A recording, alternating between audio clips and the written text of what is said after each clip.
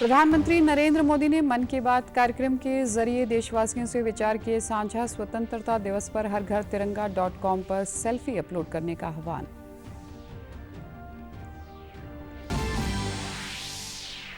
विधानसभा चुनाव से पहले 15 आईएएस व 2 एचसीएस के तबादले। रेवाड़ी, सिरसा समेत 7 जिलों के उपायुक्त बदले। कई आईएएस अधिकारियों को सौंपी अतिरिक्त जिम्मेदारी।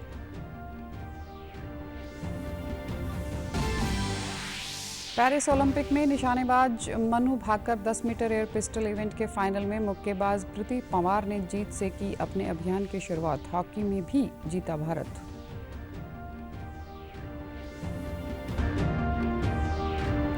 और सावन में विभिन्न राज्यों से कावड़ लेकर पहुंच रहे शिव भगत। अंबाला में कावड़ियों का लगा तांता। प्रदेश भर में जगह जगह करवाए जा रहे हैं कार्यक्रम। कोतली भेजने का भी लोगों में चाव।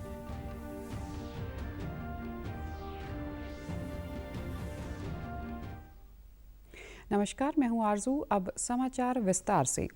प्रधानमंत्री नरेंद्र मोदी ने अपने मासिक रेडियो कार्यक्रम मन की बात की 112वीं कड़ी में देशवासियों को संबोधित किया। इस दौरान उन्होंने असम के चराईदेव मैदान की विशेषताओं का उल्लेख किया।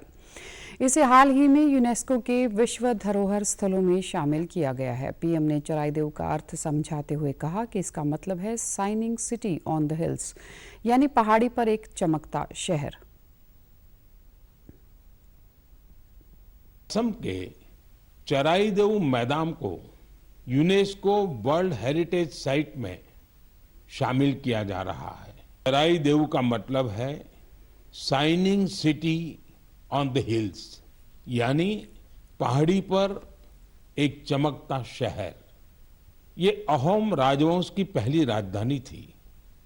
अहोम राजवंश के लोग अपने पूर्वजों के शव और इनकी कीमती चीजों को पारंपरिक रूप से मैदान में रखते थे।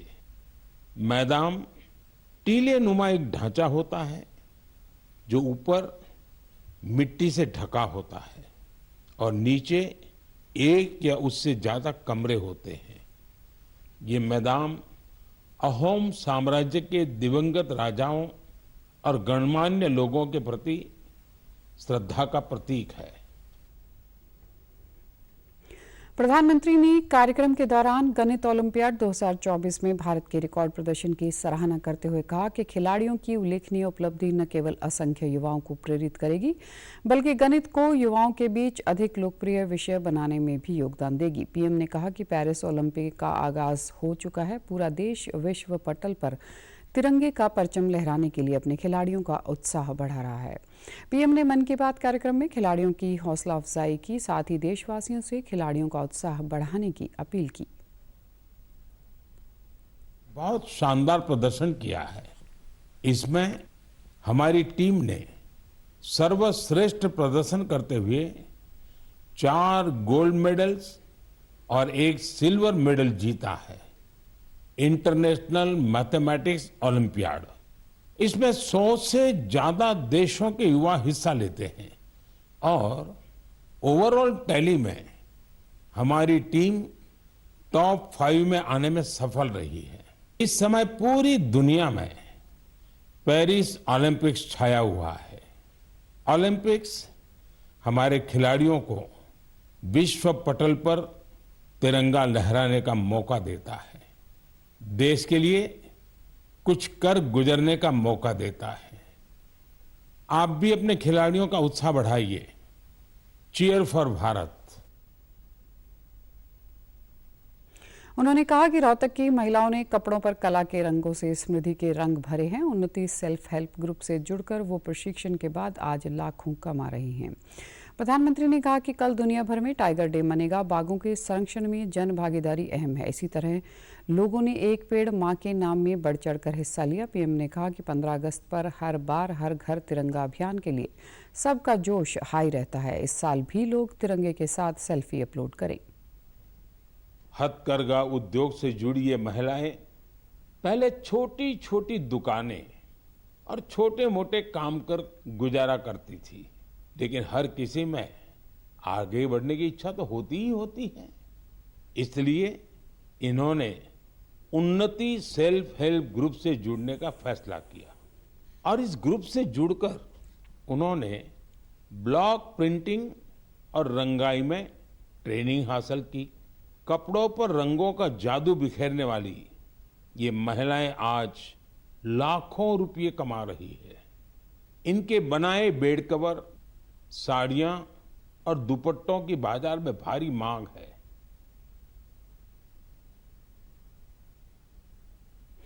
हरियाणा विधानसभा के अध्यक्ष ज्ञानचंद गुप्ता ने आज पंचकुला के सेक्टर 10 में पार्षद सोनिया सूद, पूर्व मानद सचिव रंजीता मेहता सहित आमजन के साथ प्रधानमंत्री नरेंद्र मोदी के मन की बात कार्यक्रम का लाइव प्रसारण देखा। इस दौरान विधानसभा अध्यक्ष ने कहा कि प्रधानमंत्री नरेंद्र मोदी ने रोहतक के उन्नति स्वयं सहायता समूह का जिक्र किया है। इससे स्वयं सहायता समूहों का मनोबल बढ़ेगा। वे अपने बनाए उत्पादों को और निखार कर दुनिया में अपनी पहचान बनाएंगी। उन्होंने कहा कि हर वर्ष की भांति हर घर तिरंगा अभियान इस बार भी मनाया जाएगा और प्रत्येक घर पर तिरंगा फहराकर उसकी सेल्फी खींचकर सोशल मीडिया पर डाली जाएगी। उस मन की बात के अंदर विशेष तौर पर जो रोहतक के अंदर सेल्फ हेल्प ग्रुप जो हैंडलूम का काम कर रही हैं, चाहे वो यहाँ पर दरियाँ बनाने का काम है या वहाँ पर जो चादर बनाने का काम है या जो तौलिए बनाने का, वो सेल्फ हेल्प ग्रुप करके मिल करके जो वहाँ पर प्रोडक्शन कर रहे हैं और उसके अलावा भी पूरे देश के अंदर मिल करके हैंडलूम प्रोडक्ट्स को बढ़ावा देने का प्रयास कर रहे हैं। हर घर तिरंगा, घर घर तिरंगा। हम अपने घर के ऊपर भी तिरंगा लगाएं, अड़ोसी पड़ोसी को गिफ्ट के रूप में भी तिरंगा दें और तिरंगे के साथ सेल्फी खिंचवा करके वो अपने जो सोशल मीडिया के ऊपर अपलोड करें। देश की आन है, देश की अस्मिता है। मैं समझता हूँ कि उसको ऊंचा उठाए के रखने के लिए हर घर के ऊपर तिरंगा लगे, इस प्रकार का आह्वान भी आदरणीय प्रधानमंत्री जी ने किया। इस मौके पर मुख्य कार्यकारी अधिकारी डॉक्टर अमरिंदर कौर ने कहा कि प्रधानमंत्री नरेंद्र मोदी द्वारा रोहतक की 250 बहनों की सफलता का जिक्र करना सभी बहनों के लिए गर्व का क्षण है। कार्यक्रम में जिला रोहतक के लाखन माजरा गांव की उन्नति सेल्फ हेल्प ग्रुप से जुड़ी हुई 250 बहनों की सफलता की यात्रा का जो जिक्र आया है, ये क्षण हम सब के लिए एक बहुत ही गर्व का क्षण है। ये केवल हमारी बहनों के लिए ही नहीं, हमारी अन्य बहनों के लिए भी ये प्रेरणा स्रोत है। इस दौरान स्थानीय निवासियों ने बताया कि गणित विषय को सहजता से करने के जो गुर मिले, उनसे कई छात्रों का भय कम होगा। उन्हें हर घर तिरंगा फहराकर देश की आन बान व शान को सलाम करने व एक पेड़ माँ के नाम से धरती माँ के लिए जीवन जीने की प्रेरणा मिली। आज प्रधानमंत्री जी ने जो मन की बात जो मन को छुई, वो कि तिरंगा हर घर में होना चाहिए, जिससे सभी लोगों में सद्भावना और अपने समाज के और अपने देश के प्रति हम प्रयास पूरा करेंगे कि तिरंगा हर घर में लहराएंगे। फैमिली का हर एक मेंबर एक एक पौधा लगाएगा, जिससे पर्यावरण को शुद्धि मिलेगी और सबके लिए ही वो अच्छा रहेगा। आज मैंने प्रधानमंत्री जी की मन की बात सुनी, मैं पीछे भी सुनता रहा हूँ, लगातार सुनता रहता हूँ। बच्चों ने जो मैथमेटिक्स के बारे में बताया वो बहुत अच्छा लगा। नहीं तो लोग बच्चे जो हैं मैथमेटिक्स को बहुत हार्ड सब्जेक्ट समझते हैं और दूर भागते हैं, मगर जो बच्चों ने आज तरीका बताया भी कैसे हमने याद करना है, कैसे उसको समझना है, क्या उसने इसलिए इतना मेरे दिल को छू गई भी आगे बच्चों को भी ये पता लगे भी मैथ से कभी डरना नहीं। हरियाणा सरकार ने कल तुरंत प्रभाव से 15 आईएएस और 2 एचसीएस अधिकारियों के स्थानांतरण एवं नियुक्ति आदेश जारी किए हैं। कई आईएएस अफसरों को अतिरिक्त कार्यभार भी सौंपा गया है। युवा सशक्तिकरण एवं उद्यमिता विभाग एसीएस विजेंद्र कुमार को मानव संसाधन विभाग के प्रधान सचिव का कार्यभार सौंपा गया है। वहीं शांतनु शर्मा को सिरसा, अभिषेक मीणा को रेवाड़ी, राहुल नरवाल को चरखी दादरी, डॉक्टर हरीश कुमार वशिष्ठ को पलवल का उपायुक्त लगाया गया है। वहीं नीरज को करनाल का जिला नगर आयुक्त और नगर निगम करनाल का आयुक्त लगाया गया है। पंचकुला के उपायुक्त यश गर्ग को हरियाणा राज्य औद्योगिक एवं अवसंरचना विकास निगम लिमिटेड के प्रबंध निदेशक और हरियाणा वित्त निगम के प्रबंध निदेशक का कार्यभार सौंपा गया है। नेहा सिंह को हरियाणा शहरी विकास प्राधिकरण पंचकुला का प्रशासक और अतिरिक्त निदेशक शहरी संपदा पंचकुला लगाया गया है। मन्नत राणा को पंचकुला महानगर विकास प्राधिकरण पंचकुला का संयुक्त सीईओ लगाया गया है। श्री विश्वनाथ को पंचकुला का सिटी मजिस्ट्रेट लगाया गया है। भारतीय हॉकी टीम ने कल न्यूजीलैंड को 3-2 से हराकर ओलंपिक में अपने अभियान की जीत से शुरुआत की है। ग्रुप बी में भारत ने अपने पहले मैच को हरमनप्रीत, मनदीप और विवेक के गोल की बदौलत जीत लिया। भारत का अगला मुकाबला कल अर्जेंटीना में होगा। वहीं भारत की स्टार निशानेबाज मनु भाकर महिलाओं के 10 मीटर एयर पिस्टल मुकाबले के फाइनल में पहुंच गई हैं। हरियाणा के झज्जर की मनु ने क्वालिफाइंग दौर में 600 में से 580 का स्कोर कर तीसरा स्थान हासिल किया और फाइनल में जगह बनाई। वहीं रमिता जिंदल 573 का स्कोर कर 15वें स्थान पर रही। फाइनल मुकाबला आज शाम को होगा। भारत को उम्मीद है कि मनु स्वर्ण पदक जीतकर भारत का खाता खोलेंगी। इसी तरह शनिवार आधी रात को हुए मुकाबले में हरियाणा के भिवानी जिले की मुक्केबाज प्रीति पवार ने वियतनाम की वो थी किम अनह को 5-0 से हराकर महिलाओं के 54 किलो भार वर्ग जीत हासिल की है। मंगलवार को राउंड 16 के मुकाबले में प्रीति का सामना दूसरी वरीयता प्राप्त कोलंबिया की मार्सेला येनी से होगा। उधर भारतीय बैडमिंटन स्टार लक्ष्य सेन ने पेरिस ओलंपिक में अपने अभियान की शुरुआत शानदार जीत के साथ की है। पहले ग्रुप मुकाबले में ग्वाटेमाला के केविन कार्डन को 42 मिनट में 28-8, 28-20 से पराजित किया। पेरिस ओलंपिक में कल देश की शूटर मनु भाकर ने 10 मीटर एयर पिस्टल में गजब का प्रदर्शन करते हुए तीसरे स्थान पर रही और फाइनल में स्थान बनाया। व्यक्तिगत स्पर्धा में मनु भाकर के रूप में 20 साल बाद किसी भारतीय खिलाड़ी ने फाइनल में अपनी जगह बनाई। उन्होंने आज अपने शानदार प्रदर्शन को दोहराते हुए पहला कांस्य पदक भारत की झोली में डाला। फिलहाल मनु भाकर का परिवार फरीदाबाद के सूरजकुंड इलाके की इबिजा टाउन सोसाइटी में रहा है। इस ऐतिहासिक मौके पर मनु भाकर के पिता ने अपनी खुशी जाहिर करते हुए देशवासियों का धन्यवाद किया और कहा कि सभी की दुआओं और सपोर्ट से वह कामयाब हुई है। उन्होंने बताया कि मनु ने 10वीं क्लास से खेलना शुरू किया था और यह उसकी लगन का ही नतीजा है, जिसमें उन्हें जसपाल राणा का भी बहुत सपोर्ट मिला है। मनु के पिता का कहना था कि अभी उससे कोई बात नहीं हो सकी। उन्होंने कहा कि इस मेडल के मिलने से देशवासियों को भी टॉनिक मिला है और आने वाले समय में वे और भी अच्छा करेंगी, ऐसी मुझे उम्मीद है। उन्होंने कहा कि इस वक्त हरियाणा समेत देश के 20,000 बच्चे शूटिंग में लगे हुए हैं और इस कामयाबी से सभी का मनोबल बढ़ेगा। उन्होंने बताया कि शूटिंग के खेल में आने से पहले मनु ने नेशनल लेवल पर कई खेल खेले हैं।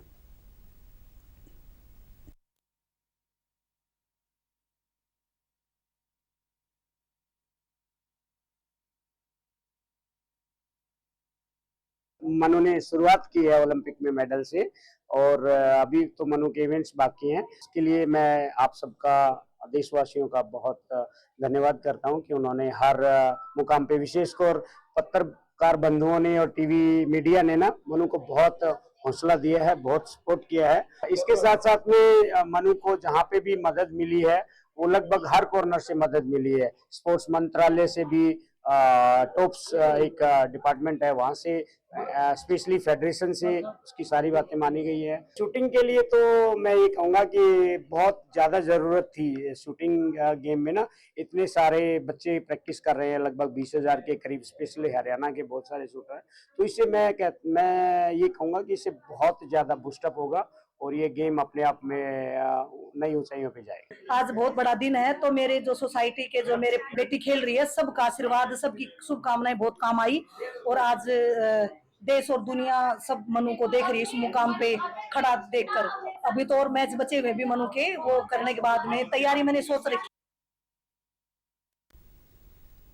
हरियाणा कर्मचारी चयन आयोग ने कल ट्रेंड ग्रेजुएट टीचर अभ्यर्थियों का परिणाम जारी किया है। भारतीय आयोग की वेबसाइट पर जाकर अपना परिणाम देख सकते हैं। परिणाम जारी होने के बाद हरियाणा के मुख्यमंत्री नायब सिंह सैनी ने सोशल मीडिया एक्स पर लिखा, भर्ती रोको गैंग द्वारा खड़ी की गई अनगिनत बाधाओं के बावजूद एचसीएस ने टीजीटी पदों के लिए 7,471 युवाओं को पक्की नौकरी दी है। 7,471 टीजीटी शिक्षकों की नौकरी प्राप्त करने वाले युवाओं को हार्दिक बधाई और हरियाणा स्टाफ सिलेक्शन कमीशन को भी बधाई, जिन्होंने योग्यता के आधार पर पारदर्शी तरीके से युवाओं के सपनों को सच कर दिखाया। भाजपा के प्रदेशाध्यक्ष मोहनलाल बड़ौली ने आज पलवल में प्रवास के दौरान महाराणा प्रताप भवन में पार्टी पदाधिकारियों और कार्यकर्ताओं की बैठक को संबोधित किया। इस दौरान उन्होंने कहा कि भाजपा सरकार के राज में हुए जनहितैषी कार्यों और कुशल नीतियों के दम पर भाजपा तीसरी बार स्पष्ट बहुमत से सरकार बनाएगी। उन्होंने कहा कि मुख्यमंत्री नायब सिंह सैनी के कुशल नेतृत्व में सरकार द्वारा बनाई गई योजनाओं का लाभ सीधा पात्र व्यक्तियों तक पहुंच रहा है। प्रदेशाध्यक्ष ने कहा कि कांग्रेस पार्टी परिवारवाद को बढ़ावा दे रही है। भूपेंद्र हुड्डा अपने बेटे को राजनीति में आगे लाने का काम कर रहे हैं, जबकि भाजपा ऐसी पार्टी है जिसमें एक छोटे से कार्यकर्ता को बढ़ाने का काम किया जाता है। उन्होंने कहा कि हरियाणा विधानसभा चुनाव को लेकर पार्टी कार्यकर्ता घर घर जाए और पार्टी की नीतियों का प्रचार एवं प्रसार करे।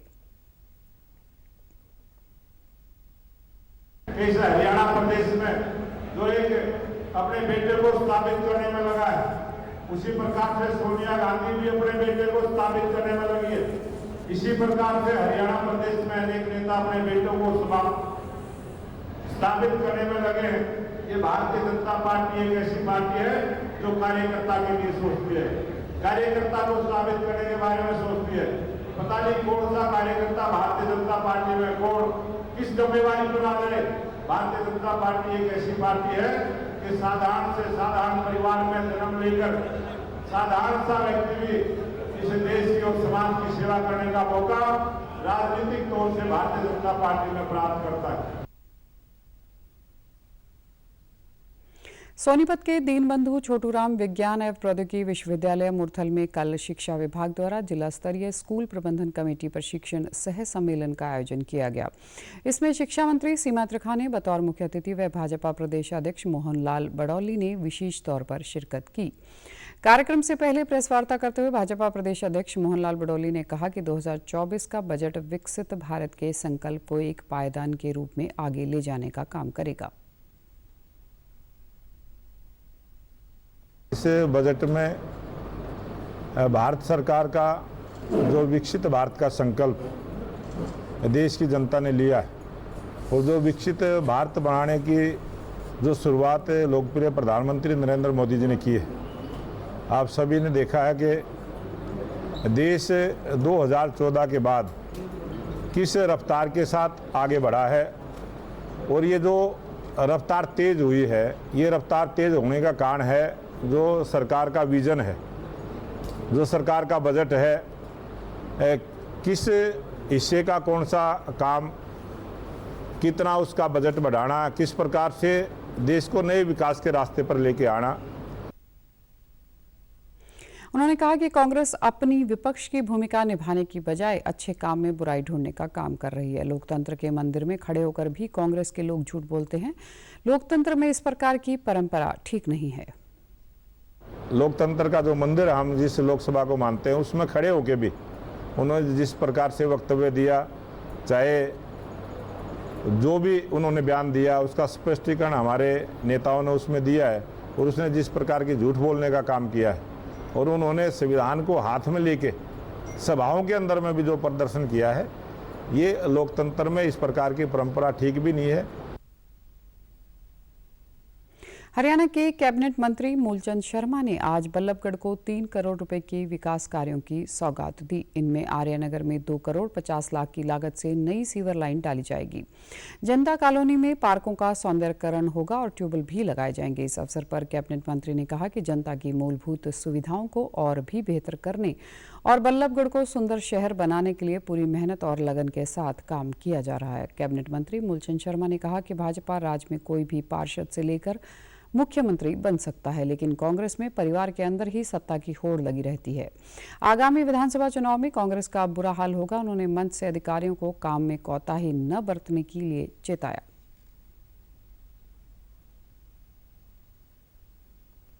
बहुत लंबे समय से जो आर्यनगर की भाटिया कॉलोनी की जो डिमांड थी कि पानी की निकासी, पानी के सीवर जाम रहना, आज हमने 2.5 करोड़ के सीवर की लाइन की आज शुरुआत की है। बड़ी लाइन जो 24 इंची है, जो सेक्टर 64 में जाकर मिलेगी और आर्यनगर की सारी सीवर लाइन इसमें है और यादव डेयरी से लेकर भगत सिंह कॉलोनी तक दोनों रोड, लिफ्रांट रोड और मोहना रोड दोनों के साथ एलसेट में मिलकर पानी भर जाएगा, जो 2.5 करोड़ का रहता है। अब मैं जाऊँगा 2 अप्रैल और 10 लाख पार्कों के लिए, उनकी भी जनता कॉलोनी में उसका उद्घाटन आज करने वाला हूँ। और शाम को हमने एक 20 लाख की है, एक 25 लाख की गली, उनका भी आज मैं उद्घाटन करूँगा, जो अपने चावला कॉलोनी की है, 2 चावला कॉलोनी की है, इन सबका आज।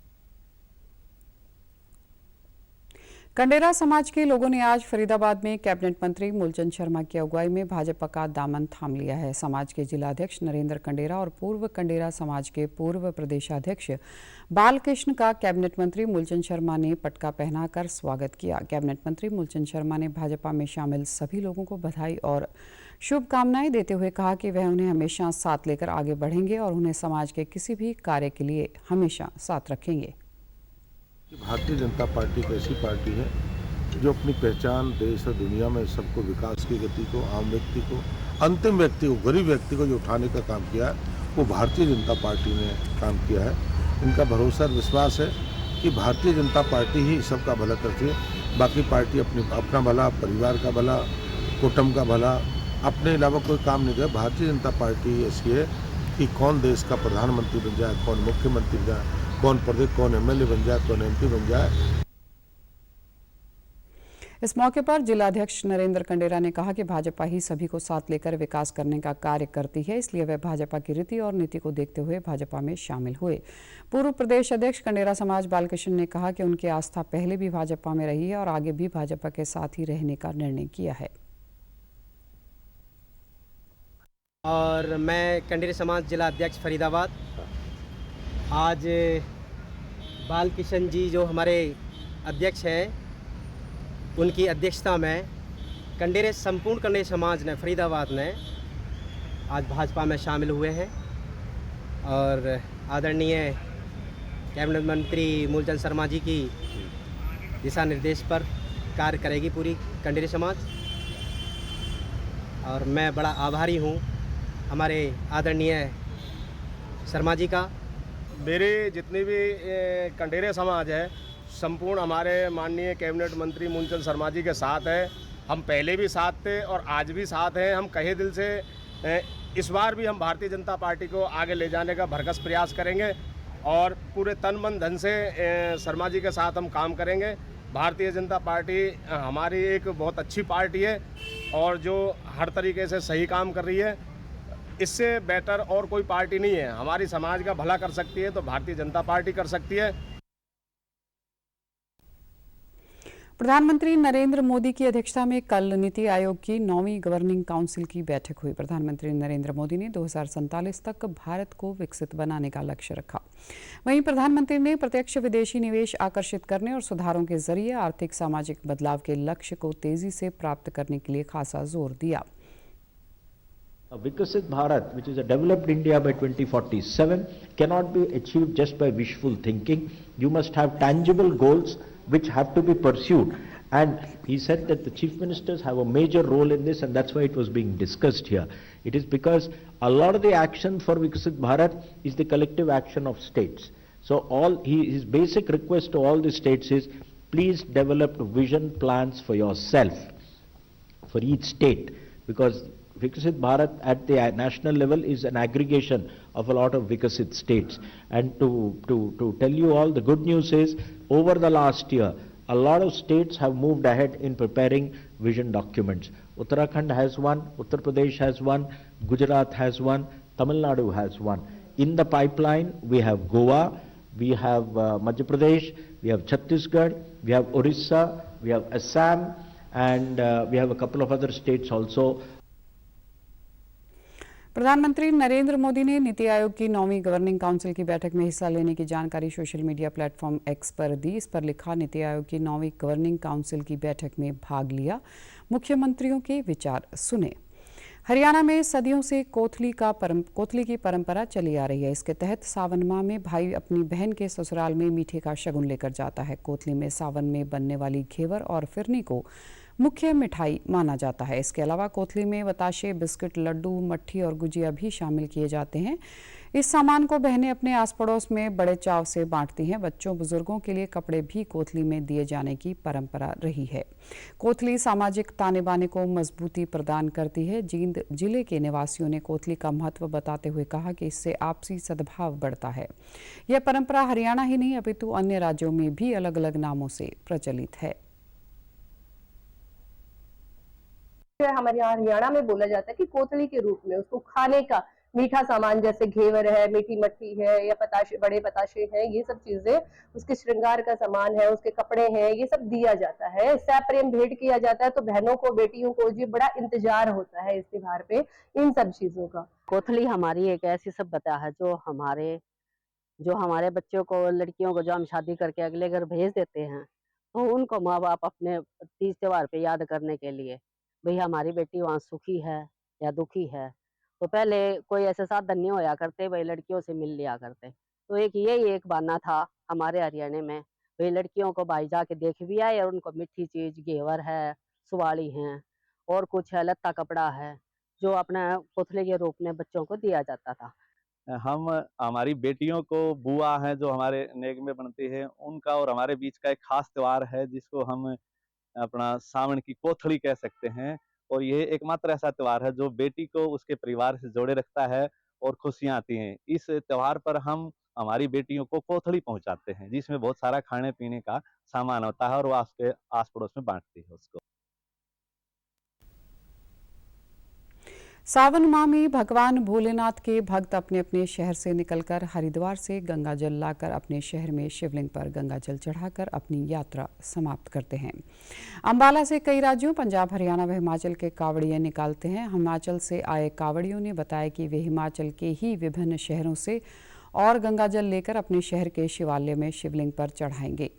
कावड़ियों ने बताया कि वे हरिद्वार गए थे और वहां से कावड़ लेकर हिमाचल जाएंगे। उन्होंने बताया कि उन्हें रास्ते में कोई भी समस्या नहीं आई। लोगों ने शिव भक्तों का दिल खोलकर स्वागत किया और जगह जगह कावड़ शिविर भी लगे हुए हैं।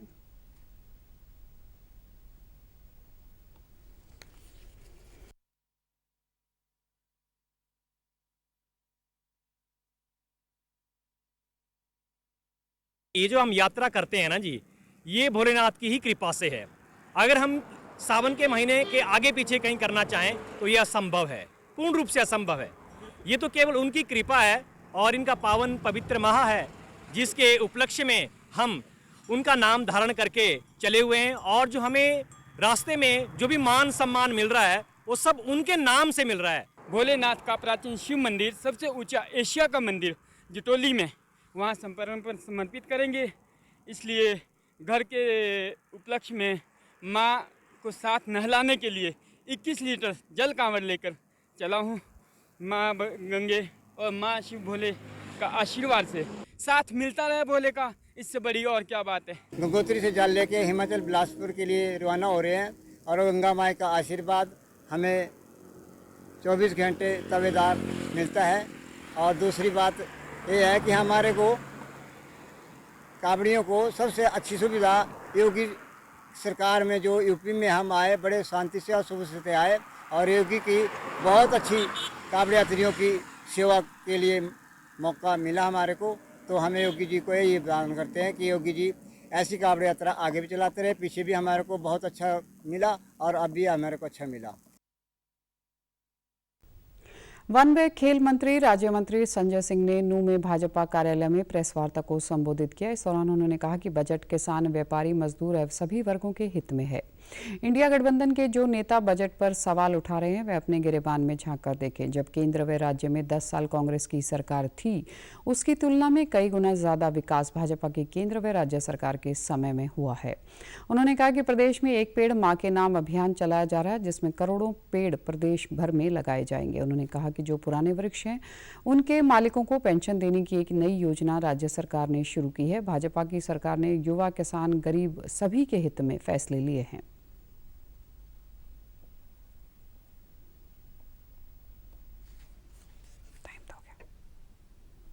निर्मला सीतारमण जी ने जो पेश किया, मैं समझता हूं उन्होंने हर किसी वर्ग को, ऐसा कोई वर्ग नहीं है जो इस पर छूता रह गया हो।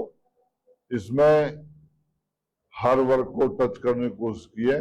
10 सालों की अगर हम बराबर की तुलना करें, 10 साल कांग्रेस का 10 साल अपने भारतीय जनता पार्टी हरियाणा में केंद्र में भारतीय जनता पार्टी के करीब करीब 2-2.5 लाख करोड़ रुपए जो केंद्र से आया, ये अपना में एक बहुत। राज्यसभा सांसद रामचंद्र जांगड़ा, कृष्ण पवार और पूर्व राज्य मंत्री करणदेव कंबोज ने आज चंडीगढ़ स्थित विधायक आवास में एक प्रेस वार्ता को संबोधित किया। इस दौरान जांगड़ा ने कहा कि सरकार कई योजनाएं चला रही है जिनका गरीब और जरूरतमंद लोगों को लाभ पहुंच रहा है। उन्होंने कांग्रेस द्वारा चलाए गए जनता मांग हिसाब पर पलटवार करते हुए कहा कि भूपेंद्र हुड्डा जनता के सामने अपना हिसाब दें, भाजपा का हिसाब पूरी तरह साफ है। उन्होंने कहा कि कांग्रेस आज में कई बार प्रदेश को आग और दंगों की भेंट चढ़ाया।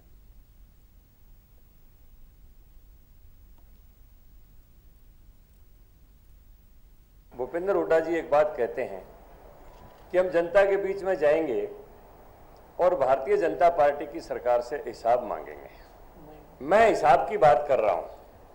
मैं रोहतक से शुरू करता हूं, जहां से भूपेंद्र हुड्डा जी रहते हैं, जहां पर उनका निवास है, जहां वो पैदा हुए, पढ़े बढ़े।